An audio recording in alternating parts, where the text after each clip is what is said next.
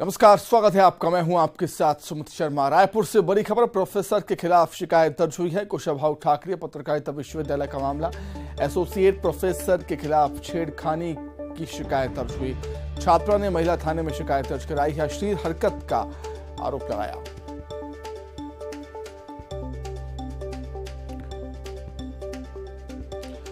अधिक जानकारी के लिए बातचीत करेंगे रायपुर संवाददाता युगल तिवारी जुड़े हुए हैं फोन पर। युगल, क्या कुछ और जानकारी आपके पास खबर पर? देखिए, शिकायत एक महिला थाने में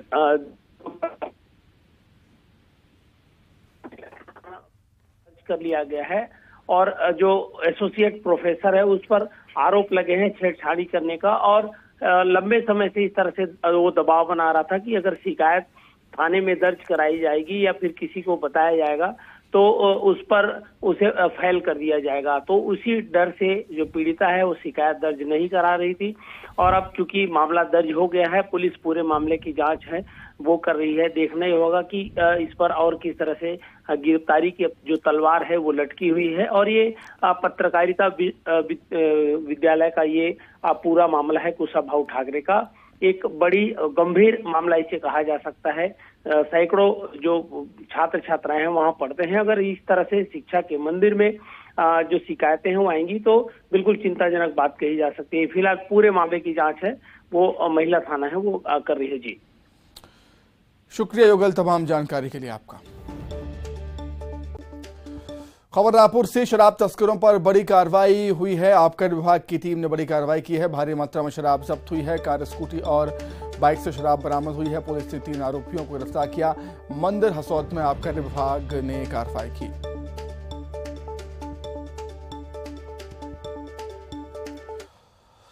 कवर्धा से बड़ी खबर, जंगल में मिला है नरकंकाल। ग्रामीणों की सूचना पर पुलिस मौके पर पहुंची है। आरटीआई कार्यकर्ता का नरकंकाल होने की आशंका है। 1.5 महीने से लापता थे विवेक चौबे। पुलिस जांच में जुटी हुई।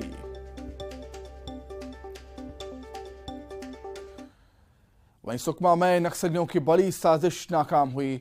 जवानों ने बरामद किया स्पाइक होल। सर्चिंग के दौरान जवानों ने साजिश को नाकाम किया है। जवानों को निशाना बनाने की साजिश थी। मौके से सैकड़ों स्पाइक बरामद हुए हैं। सीआरपीएफ और कोबरा जवानों की यह कार्रवाई है।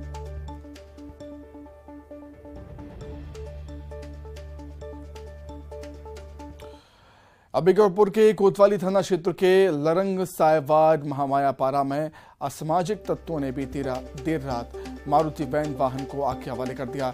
स्थानीय लोगों ने आग बुझाने की कोशिश की, लेकिन आग की लपटें इतनी तेज थी कि कुछ ही देर में वाहन जलकर खाक हो गया। इसकी शिकायत वाहन मालिक शंभू गुप्ता ने कोतवाली थाने में की, जहां पुलिस जांच कर आरोपियों को जल्द पकड़ने की बात कह रही है।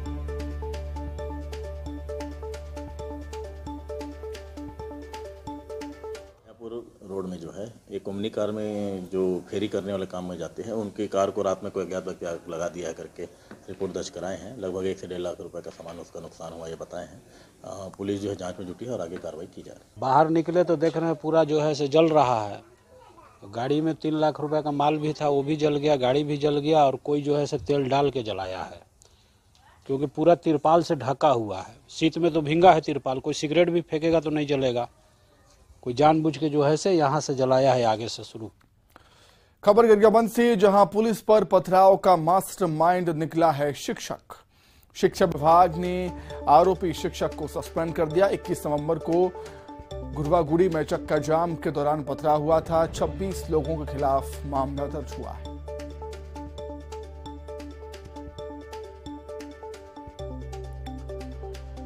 गरियाबंद से बड़ी खबर आपको बता रहे हैं। पुलिस पर पथराव करने वाला मास्टरमाइंड शिक्षक निकला और शिक्षा विभाग ने आरोपी शिक्षक को सस्पेंड कर दिया है। 21 नवंबर को गुरवागुड़ी में चक्का जाम के दौरान पथराव हुआ था। अधिक जानकारी के लिए बातचीत करेंगे गरियाबंद संवाददाता शेख इमरान जुड़े हुए हैं फोन पर। शेख इमरान, क्या कुछ और जानकारी आपके पास? जी देखिए सुमित जी, 21 नवंबर को धान खरीदी केंद्र खोलवाने के लिए कंडे के लगभग 200 से भी ज्यादा ग्रामीण जो है नेशनल हाईवे 130 धुर्वागुड़ी में एकत्र होकर चक्का जाम कर दिए थे। और इसी दौरान जो है पथराव हुआ और पुलिस और ग्रामीणों के बीच जबरदस्त झड़प भी हुई थी। और इसका जो इस दौरान जो है काफी पुलिस कर्मियों को घायल हुए थे और काफी लोगों को इससे चोट हुआ था। और साथ ही जो इस पूरे बड़वा है, इस पूरे मामले में 26 लोगों के खिलाफ मारपीट, दंगा और सरकारी संपत्ति नुकसान पहुंचाने और ड्यूटी में जो तैनात कर्मचारी हैं, जो पुलिसकर्मी हैं, उन पर हमला करने के लिए 10 से भी ज्यादा धाराओं के तहत मामला पंजीबद्ध है। इसी बीच शिक्षा विभाग से एक बड़ी जानकारी मिली कि शिक्षा विभाग जो धुर्वागुड़ी स्कूल में जो पदस्थ शिक्षक है भोजलाल सागर, उसे इस पूरे मामले में मास्टरमाइंड बताते हुए इस पूरे मामले में ग्रामीणों को उकसाने और पथराव करने के मामले में सस्पेंड कर दिया गया है, निलंबित कर दिया गया है। यह भी जानकारी जिला शिक्षा अधिकारी ने दी है। और आदेश लेटर है, संयुक्त शिक्षा विभाग का आदेश लेटर है, जिसमें साफ तौर पर दर्ज किया गया है कि जो चक्का जाम हुआ था वहां ग्रामीणों को भड़काना और शासकीय संपत्ति को नुकसान पहुंचाना, पथराव करना, कानून व्यवस्था को बिगाड़ने के संबंध में शिक्षक का मामला पाया गया। और शिक्षक को इस पूरे मामले में मास्टरमाइंड मानते हुए उसे फिलहाल अभी निलंबित कर दिया गया है। जी ठीक है शेख इमरान, बहुत शुक्रिया तमाम बातचीत के लिए। आगे बढ़ते हैं। मनेंद्रगढ़ विधायक विनय जायसवाल का बड़ा बयान है संघ और बीजेपी को लेकर। महापौर को शराबी बोलना स्त्री समाज का अपमान है, बीजेपी को कुंठित मानसिकता से ग्रसित बताया है। कहा है एक महिला महापौर को शराबी बोलना दुर्भाग्यपूर्ण है, यह बीजेपी के चरित्र को दर्शाता है। प्रतिपक्ष नारायण चंदेल जी कल जो दौरा हुआ था चिलवरी में, 2 दिन तक वहाँ थे, उसका प्रदर्शन भारतीय जनता पार्टी के लोगों ने किया। शहर की प्रथम महिला को खास करके एक गृहिणी से जिसने महापौर तक का सफर तय किया है, उसको शराबी बोलना ये केवल एक महापौर का अपमान नहीं है, एक कंचन जायसवाल का अपमान नहीं है, ये पूरा का पूरा जो स्त्री समाज को अपमानित करने का काम किया है। जिस प्रकार से आरएसएस के जो लोग हैं, जो संघ की जो विचारधारा है, जो इनका कैंपेनिंग होता है, आरएसएस का जो क्या बोलते हैं लट्ठी लेके जो माना माने का काम जो करते हैं, उसमें भी महिलाओं का जो प्रवेश है उन्होंने प्रतिबंधित करके रखा है। तो शुरू से ही जो भारतीय जनता पार्टी है महिलाओं के प्रति जो है कुंठित मानसिकता से ग्रसित रही है और यही परिलक्षित होती है। इससे ज़्यादा मैं इस बारे में कुछ नहीं बोलूँगा कि एक महिला को शराबी बोलना, इससे बड़ा दुर्भाग्यजनक कोई बयान किसी जनप्रतिनिधि का हो नहीं सकता है। खबर दुर्ग से, जहां दूषित पानी पीने को लोग मजबूर हैं। दुर्ग के पद्मनापुर क्षेत्र में इंटरकनेक्शन का कार्य होने की वजह से लोगों के घरों में दूषित पानी पहुंच रहा है। ये स्थिति दुर्ग निगम क्षेत्र के 6 वार्ड में आगामी 3 दिनों तक बनी रह सकती है। दरअसल नगर पालिका निगम सीमा क्षेत्र अंतर्गत अमृत मिशन योजना के तहत पद्मनाभपुर जोन के वार्ड क्रमांक 45 में नवनिर्मित पानी टंकी से इंटरकनेक्शन का कार्य किया जा रहा है। कार्य प्रगति होने के चलते नवनिर्मित पानी की टंकी से सप्लाई होने वाला पानी फिलहाल गंदा आ रहा है। नगर निगम दुर्ग के 6 वार्डों में आज से गंदे पानी की सप्लाई होगी। दरअसल आपको दिखाना चाहूंगा कि ये पद्मनाभपुर जोन का जो है पानी की टंकी बनी हुई है, वहां पर इंटरकनेक्शन का कार्य किया जा रहा है। तो किस तरह से इंटरकनेक्शन का कार्य होने की वजह से आप देख सकते हैं कि गंदा पानी यहाँ पर भरा हुआ है और यही वजह है कि इंटरकनेक्शन कार्य होने के बाद में 2 से 3 दिनों तक लोगों को गंदा पानी मिलेगा। नगर निगम ने ये स्वीकार किया है कि लोगों के घरों तक गंदा पानी आएगा, लेकिन वे थोड़ा सा सब्र रखें। जो भी प्रभावित वाले क्षेत्र हैं वहां पर पानी के टैंकरों से पानी की सप्लाई की जाएगी, स्वच्छ पानी लोगों को दिया जाएगा। ये लोगों के ही लिए किया जा रहा है क्योंकि आने वाले समय में जब नई पानी की टंकी से पानी की सप्लाई हो जाएगी 2 से 3 दिनों के बाद में पूरी तरह से पानी स्वच्छ हो जाएगा। तो ये अमृत मिशन योजना के तहत में ये काम किया जा रहा है और लोगों के घरों घर तक स्वच्छ पानी उपलब्ध कराने का यह प्रयास है। निगम प्रशासन का यह दावा है कि जल्द ही ये पूरी व्यवस्था दुरुस्त कर ली जाएगी। दुर्ग नगर निगम के वार्ड क्रमांक 41 से लेकर वार्ड क्रमांक 46 तक के लोग प्रभावित हो रहे हैं। तो फिलहाल नगर निगम का यह दावा है कि जो भी प्रभावित वाले क्षेत्र हैं वहां पर पानी के टैंकरों से पानी की सप्लाई की जा रही है। मुंगेली से बड़ी खबर है, पैरावट में भीषण आग लगी है। 1 एकड़ के पैरावट में ये आग लगी। आग बुझाने की कोशिश जारी है। सिपाही गांव की घटना है। मुंगेली से बड़ी खबर आपको बता रहे हैं। पैरावट में भीषण आग लग गई। 1 एकड़ के पैरावट में आग लगी है। आग बुझाने की कोशिश लगातार जारी। सिपाही गांव की घटना।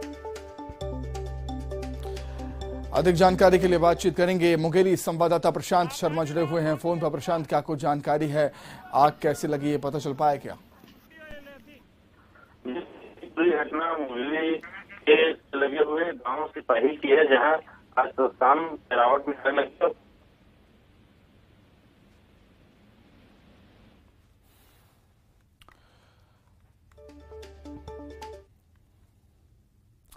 आगे बढ़ेंगे। रायपुर से बड़ी खबर। बीजेपी ने बनाया है जिला प्रभारी और सह प्रभारी। संगठन के सभी 35 जिलों में प्रभारी की नियुक्तियां की हैं बीजेपी ने। खूबचंद्र पारख रायपुर सह प्रभारी बनाए गए हैं। वहीं प्रहलाद रजक रायपुर ग्रामीण के प्रभारी बने हैं। राजीव अग्रवाल दुर्ग के प्रभारी बने हैं। संदीप शर्मा भिलाई के प्रभारी बने हैं। केदार गुप्ता को कवर्धा का प्रभारी बनाया गया है। मिशन 2023 के तहत ये नियुक्तियां हुई।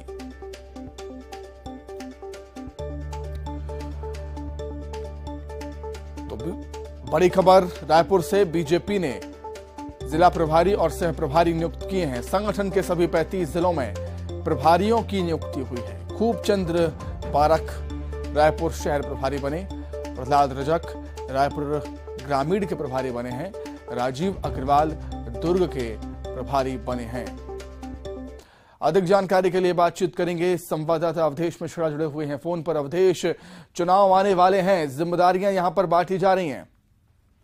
बिल्कुल, देखिए, छत्तीसगढ़ में 2023 चुनावी साल है। चुनावी साल की शुरुआत में ही बीजेपी ने जिस तरह से अपने सभी 35 संगठन जिलों में प्रभारी और सह प्रभारी की नियुक्ति कर दी है, ये बताने के लिए काफी है कि बीजेपी पूरी तरीके से इलेक्शन मोड पे आ चुकी है। जिस तरह से पहले दौरे में ही जब उनके नए प्रभारी ओम माथुर आए और उन्होंने टारगेट दिया कि संगठन को बूथ स्तर से आगे बढ़ा के अब पन्ना के स्तर पे जो मतदाता सूची का एक पेज होता है उस स्तर पे ले जाकर हमको एक्टिव करना है। तो इसके बाद प्रभारियों की जिम्मेदारी बढ़ जाती है और यही वजह है कि तमाम बड़े नेता, अगर उन नाम पे सूची पे अगर नजर डाली जाए तो सूची ये बताने के लिए काफी है कि प्रदेश प्रवक्ता केदार गुप्ता हो या 8 सालों तक बीजेपी रायपुर शहर के अध्यक्ष रहे राजीव अग्रवाल हो, ऐसे सीनियर और बड़े नेताओं को, संदीप शर्मा का जिक्र कर लिया जाए, ऐसे सीनियर और बड़े नेताओं को एक एक जिले की जिम्मेदारी दी गई, प्रभारी बनाया गया है। मतलब साफ है कि बीजेपी अभी से चुनावी मोड में आ चुकी है, चुनावी रण में उतर चुकी है। उसकी पहली सीढ़ी कहा जा सकता है कि इस तरह से अपने तमाम जिलों में उन्होंने प्रभारी बनाया है और इनकी जिम्मेदारी केवल एक ही होगी कि जिले से लेके बूथ से लेके पन्ना तक पे जाके संगठन को एक्टिव करे। अब जिस तरह से आलाकमान का जो निर्देश है उसे अंतिम बीजेपी के अंतिम कार्यकर्ता है वहां तक पहुंचा, ये इनकी बड़ी जिम्मेदारी होगी। और यही वजह है कि अभी 35 जिलों में एक साथ प्रभारी और सह प्रभारी की जो नियुक्ति है वो कर दी गई है। ठीक है अवधेश, बहुत धन्यवाद आपका तमाम जानकारी के लिए। आगे बढ़ेंगे। भिलाई पुरैना स्थित NSPCL के राखड़ बांध से परिवहन के दौरान उड़ने वाले फ्लाई ऐश ने लोगों को परेशान कर रखा है। दरअसल हाईवा वाहन से फ्लाई ऐश सड़क पर गिरते रहता है। इसी मार्ग से पुरैना के लोग भी आते जाते हैं। 1 माह पहले परिवहन ठेकेदार और पावर प्लांट के अधिकारियों को इसे लेकर चेतावनी दी गई थी। बावजूद स्थिति न सुधरने पर गुस्साए लोगों ने फ्लाई ऐश परिवहन करने वाले वाहनों को रोक दिया। लोगों का आरोप है कि ये वाहन ओवरलोड रहते हैं और इसे ऊपर से ढका भी नहीं जाता। पूरा जनता यहाँ से, पूरे जितने भी दुकानदार हैं सब परेशान हैं और जितने भी ग्रामीण के भी आवागमन है, जो भी है, देखो गाड़ी जितनी भी आ जा रही है, बाइक हो, जो भी है, पैदल हो, और जितने भी व्यवसाय हैं ये भी परेशान हैं कि जितने गाड़ी के मालिक हैं उनको यहाँ पर बुलवाया जाए और किस कदर ये जो है फ्लाई ऐश को उठाते हैं NSPCL के थ्रू, कमीशन, घूस, सारा चीज वहीं चल रहा है NSPCL में। बलरामपुर मुख्यालय में स्टेडियम ग्राउंड नहीं होने की वजह से खिलाड़ियों को निराश होना पड़ रहा है। करोड़ों की लागत से बन रहे स्टेडियम ग्राउंड आज कई सालों से अधूरे पड़े हैं। वहीं स्टेडियम में लगे लोहे के शेड भी जंग लगकर खराब होने लगे हैं, जिसके चलते स्टेडियम न होने की वजह से खिलाड़ियों को दर दर भटकना पड़ रहा है। खिलाड़ी गांव के छोटे मैदान में खेलने को मजबूर हैं, जिससे लेकर खिलाड़ियों में खासा आक्रोश भी है।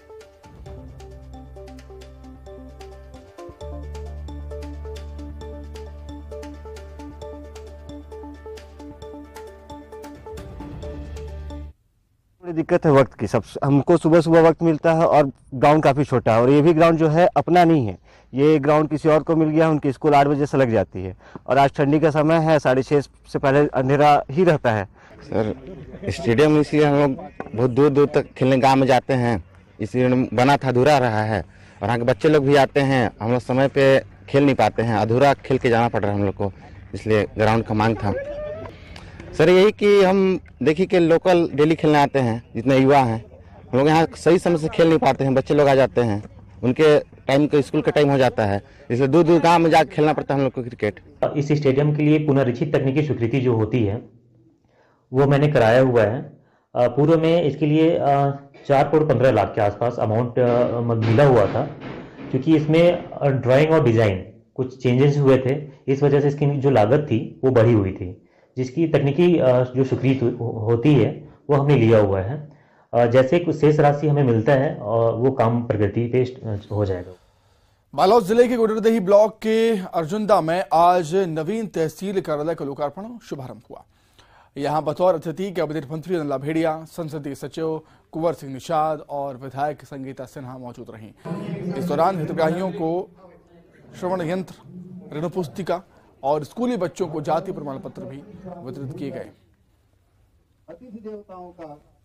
आज बालोद जिला में हमारे अर्जुंदा ब्लॉक में नए तहसील भवन का लोकार्पण हुआ है, जिससे इस क्षेत्र के किसानों को इसमें बहुत सुविधाएं मिली कि छोटे छोटे से काम पटवारी का आ रही लोगों से, तहसीलदारों से रहता है नामांकन, बटांकन और सीमांकन, ऐसे काम हैं, उसमें हमारे किसानों को सुविधाएं मिलेगी। 2018 के पहले गुंडरदेही विधानसभा का स्वरूप जैसा था और 2018 के बाद आपके माध्यम से क्षेत्र की जनता तक जो सुविधाएं सरकार की तरफ से, शासन की तरफ से, प्रशासन की तरफ से मिले, आप स्वयं देखें, चाहे शिक्षा के क्षेत्र में हो या स्वास्थ्य के क्षेत्र में हो, राजस्व के क्षेत्र में हो या फिर अन्य चीजों पर। राजस्व मंत्री जय सिंह अग्रवाल के बुधवारी बाजार के पास विभिन्न विकास और निर्माण कार्यों का भूमि पूजन किया, जहां उन्होंने बताया कि कोरबा नगर पालिका निगम के वार्डों में लगातार विकास कार्य हो रहे हैं। बिजली, पानी, सड़क, शिक्षा और स्वास्थ्य के क्षेत्र में प्रदेश लगातार काम कर रहा है। प्रदेश की सरकार काम कर रही है। सरकार लोगों को बेहतर जिंदगी देने का प्रयास कर रही है। सूरजपुर की करंजी पुलिस चौकी क्षेत्र में 5 दिन से लापता युवक की संदिग्ध हालत में लाश मिली है।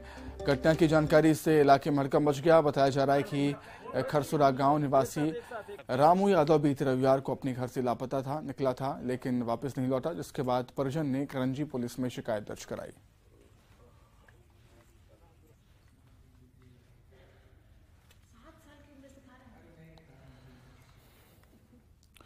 मोहला मानपुर चौकी के पुलिस अधीक्षक वाई अक्षय कुमार ने बताया है कि इंडो तिब्बत सीमा सुरक्षा बल के जवानों से बेहतर समन्वय स्थापित कर नक्सल मोर्चे पर डटे हुए हैं, जिससे क्षेत्र में शांति बनी हुई है। फिलहाल जिले के अंदरूनी नक्सल क्षेत्रों में विकास की संभावनाएं बनी हुई हैं। दरअसल जिला मोहला मानपुर में नक्सल एक बड़ी समस्या है। इससे निपटने के लिए नक्सल पुनर्वास नीति का प्रचार प्रसार हो रहा है। रायपुर में फाइनेंस कंपनी का लोन नहीं चुकाने पर प्रशासन ने 3 दुकानों पर कार्रवाई की। कोर्ट के आदेश के बाद 3 दुकानों को सील कर दिया गया। 2 करोड़ 80 लाख रुपए का लोन नहीं चुकाने का आरोप कारोबारियों पर है। गोल बाजार के कारोबारी पर जबरन कार्रवाई करने पुलिस पहुंची तो कारोबारी ने जमकर हंगामा मचाया।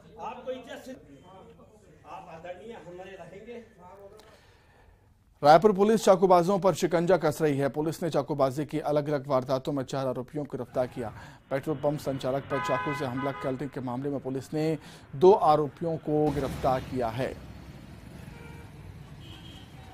कोरबा कटघोरा वन मंडल में पिछले 8 साल से हाथियों का आतंक जारी है। हाथियों के उत्पात से ग्रामीणों का जीना मुश्किल हो रहा है। वन क्षेत्र से सटे गांवों में हाथियों की आमद से ग्रामीण जन प्रभावित हैं।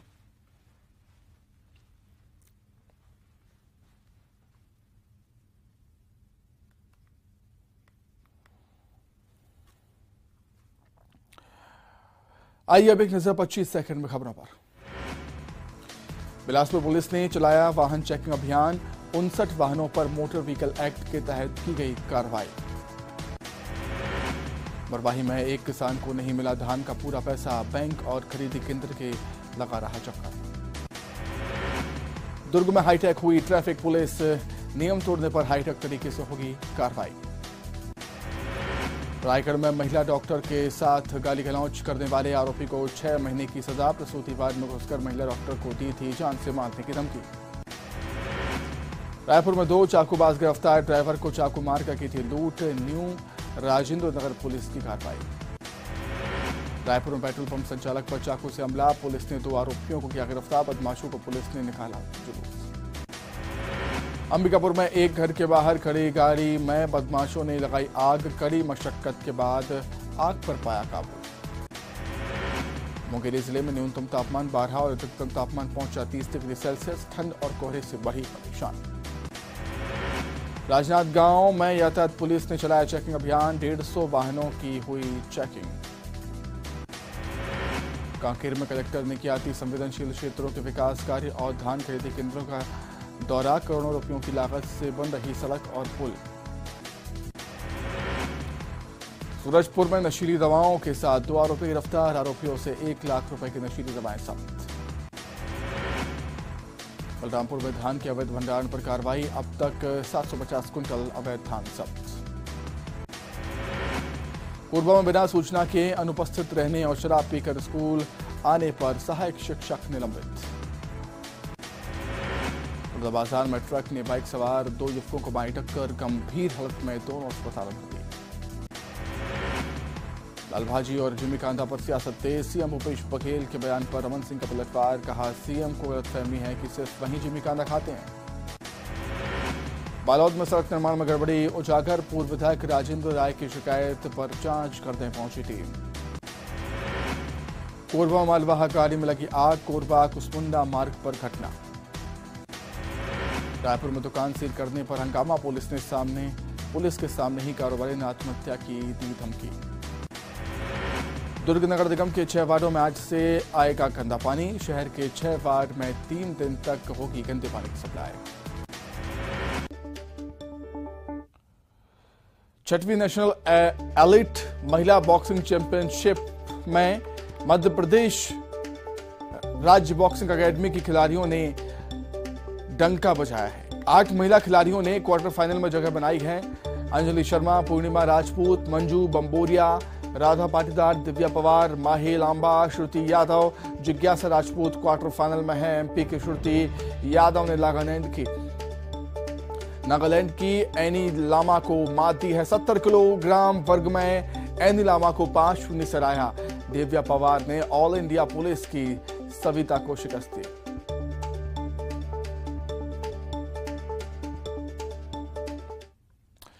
वहीं गरीबों को नए साल पर तोहफा मिलने वाला है। 80 करोड़ से ज्यादा लोगों को केंद्र सरकार तोहफा देगी। राष्ट्रीय खाद्य सुरक्षा एक्ट के तहत मुफ्त में मिलेगा अनाज। केंद्र सरकार हर साल 2 लाख करोड़ रुपए खर्च करेगी इस पर। अब 80 करोड़ लोगों को मुफ्त अनाज का फायदा मिलेगा। केंद्रीय कैबिनेट का यह बड़ा फैसला। तो नए साल पर गरीबों को तोहफा देने की तैयारी है सरकार की। 80 करोड़ से ज्यादा लोगों को केंद्र सरकार तोहफा देगी। राष्ट्रीय खाद्य सुरक्षा एक्ट के तहत मुफ्त में अनाज मिलेगा गरीबों को।